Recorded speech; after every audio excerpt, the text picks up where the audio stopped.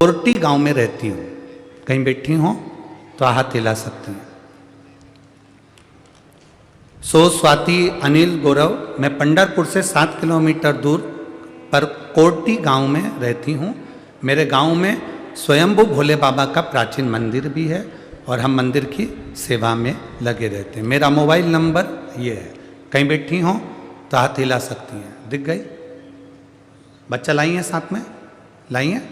लिया। अगर बच्चा लाई हो साथ में तो लिया। मेरी शादी को 26 साल हो गए थे। कितने साल? जम के बोलो जरा। मेरी शादी को 26 साल हो गए थे। आपात्य नहीं था, एक बार भी मेरे यहां गर्भ नहीं ठहरा, संतान नहीं हुआ। आस्था चैनल पर शिव महापुराण की कथा लगाती है। मेरी सहेली रोज आस्था चैनल पर शिव महापुराण की कथा लगाती है, कथा सुनती है। वो कहती है तुम भी सुनो। पंडाल में महाराज जी कथा सुनाते हैं, लेकिन मैंने मेरी सहेली से कहा कि कथा सुनकर क्या संतान पैदा हो सकती है? क्या कथा सुनने से क्या औलाद हो जाती है? अगर ऐसा होता तो दुनिया में लोग केवल कथा ही सुनते रहते। इसमें एक लाइन इन्होंने पीछे जो लिखी है, वो लाइन को जरूर पढ़ना आप। मैं उसको पत्र को तो पढ़ूंगा, पर इस लाइन को जरूर पढ़ो।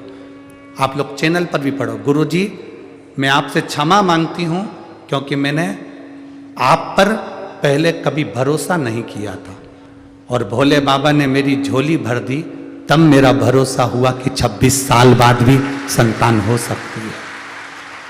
अब पत्र को देखिए। मेरी सहेली ने कहा तू कथा सुना कर। मैंने अपनी सहेली से कहा क्या कथा सुनने से औलाद पैदा होती है, संतान होती है? मैं अपनी सहेली पर हंस दी और मैंने कह दिया ये फालतू की बात मत कर। मैंने ना जाने कितनी जगह से गोदी भरवाई, दवाई करवाई, सारे डॉक्टरों को दिखाया, पर संतान नहीं। साधु संतों से भी मैंने झोली भरवाई, बच्चा नहीं हुआ। मेरे पति गुरुजी आपकी कथा मोबाइल पर रोज समय मिलते ही सुनते थे।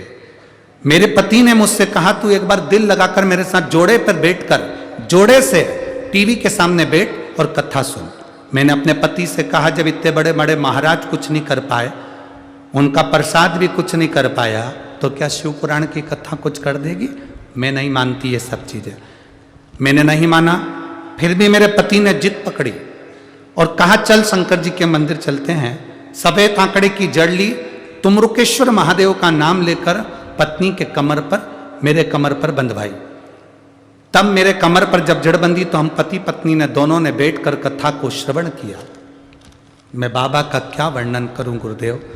शिव शिव है, आपकी कथा नहीं, स्वयं शंकर की वाणी है। गुरुदेव, बाबा की कृपा हुई। जड़ बंधने के बाद मैंने पहली बार टीवी के सामने बैठकर कथा सुनी। हमेशा आपका बहिष्कार करती थी, लोगों को अपशब्द कहती थी, क्यों उस महाराज के चक्कर में पागल हो रहे हो, वो तो मूर्ख बनाने की मशीन खोल के बैठा है। पर गुरुदेव आज मैं क्षमा चाहती हूँ, 26 साल के बाद मुझे बाबा ने संतान दे दी।